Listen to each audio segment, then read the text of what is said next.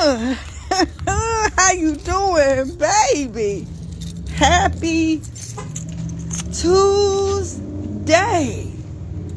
And today on Coffee and Conversation with your girl, Shakenya. When I tell you, this has been a hell of a day. Hey, brother dear. Who is that? Dre? Hey, Dre. I almost didn't make it on here, y'all. I don't know what's going on. The devil is busy. I'm going to start off with, do you have a routine? I know, because my whole routine was thrown off today. And I tell you, I'm just getting back focused or getting back. Oh my God, let me tell you the dumbest shit that happened to me today. Ooh, Fix It Jesus, a Christian show. Ran out of gas. When is the last time? I think that's some ghetto. That's ghetto, ain't it? I know it's ghetto. I can admit it. Ran out of gas. You know, I got that big F-150. Started it up to warm it up because it's so cold out here. You know, I gotta feel like I'm coming straight from the house to get into another house. So I'm warming it up. Underestimated how much gas was in there because when I tried to get out and leave, so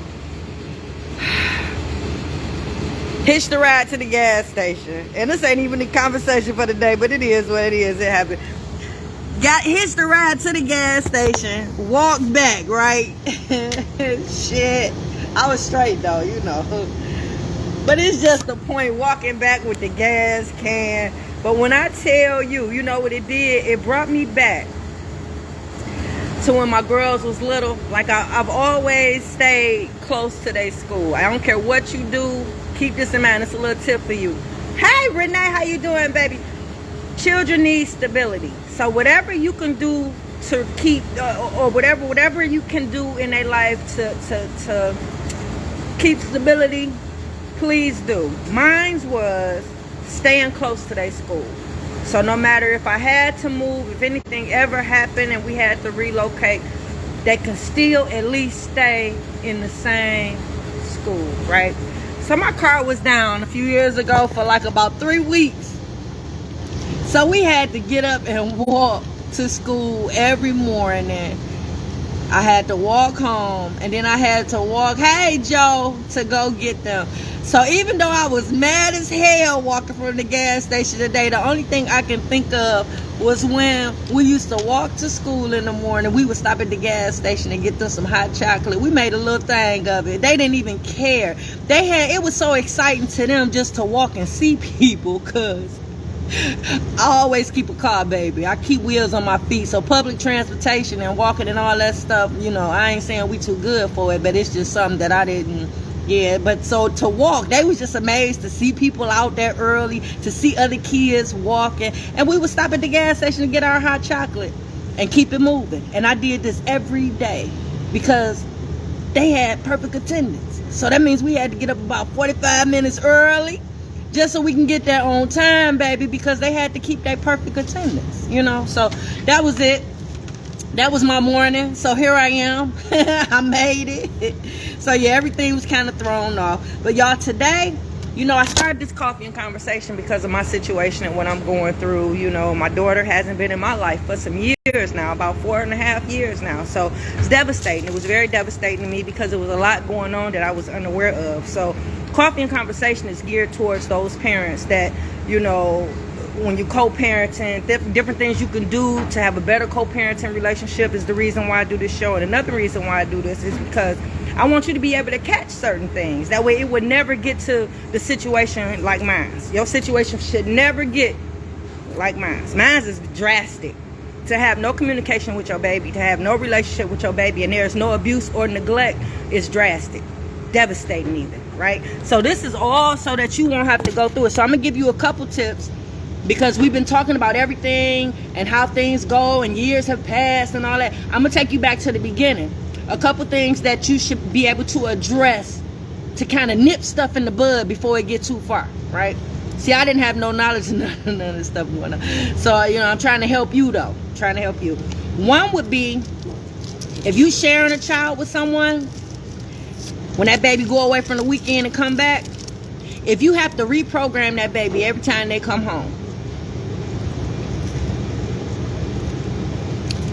if you have a routine during the week, baby come home, do their chores, whatever it is, whatever routine you have going on during the week, whenever you drop that baby off for the weekend, that baby come back home, if you have to reprogram that baby, always constantly telling them to do this and do that, you got to talk to that baby mama or that baby daddy. Because everything is not a manipulation technique. Some stuff you just got a badass kid.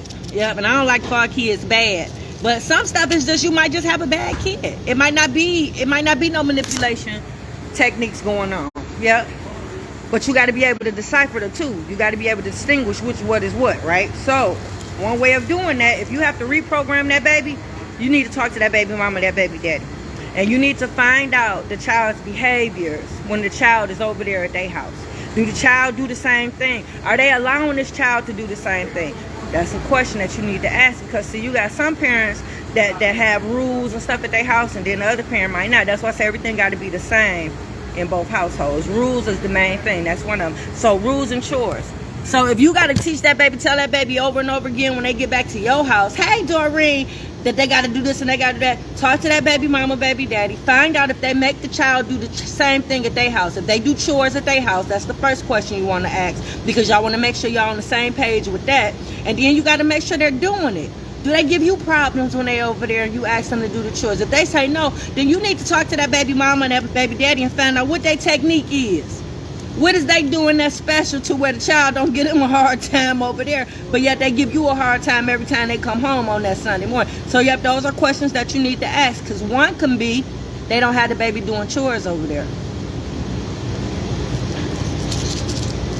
So that's why you got to reprogram your baby every time that baby come home, because they don't allow that baby to do chores over there. That's a problem. And the next one is, if that baby is disrespectful to you and talk back to you, check in with that baby mama, baby daddy to see if the baby doing the same thing over there. If the baby's not, again, find out what their technique is. Find out what they doing over there to where that baby ain't disrespectful over there to them, but that baby disrespectful to you over here. Hey, brother Dion. So yep, you got to find out, because like I said, everything is not a manipulation technique. You might just have a badass disrespectful kid, but on the other hand, that parent can probably be telling them to disrespect you. Fix it, Jesus. Fix it, Jesus. Yep. So you got to find out from that parent, is that child's behavior the same over there? Because if not, you got to have a conversation with them, because they might be telling that baby not to listen to you. Yeah, simple as that. You ain't got to listen to them. They don't know what they talking about. But that's my mama. That's my daddy. Okay, you ain't got to listen. Here's a toy. Here's an iPhone. Yeah, that's called buying the kid. Yeah. So before long, whatever you say, go. Because, see, you got the upper hand now, because you done bought that kid. You giving this kid everything they need, everything they asking for, everything they want. Not necessarily what they need. Let me retract that. But you giving that baby what they ask for and what they want. Manipulation technique. So all that being used in conjunction together, yeah, you got to find a way to get in between all of that. So you got to nip stuff in the bud. You got to catch the seeds before they even get planted. So you got to be vigilant. You got to, first thing you got to do is find out how your baby mama or your baby daddy feel about you. Yeah. You gotta find out how they feel about you. Is y'all beefing? Do they cuss you out every time they see you? You know for a fact they be talking about you behind your back. Is y'all beefing when y'all fight on sight? Like, what is the temperature with y'all relationship? What type of relationship do y'all have?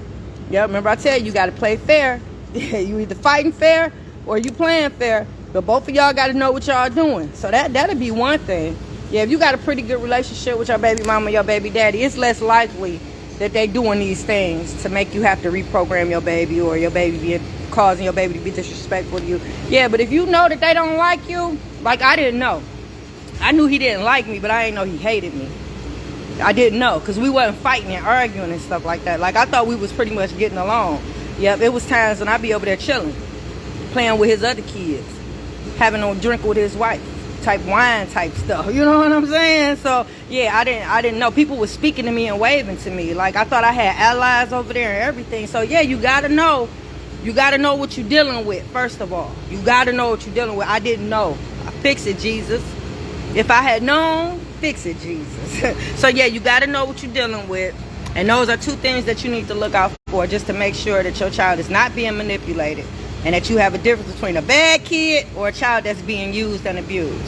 So that's it, y'all, for Coffee and Conversation. Hey, Willie, thanks for popping in. I'm out, guys. It was a rough day, but I'm back. I'm here. Mwah.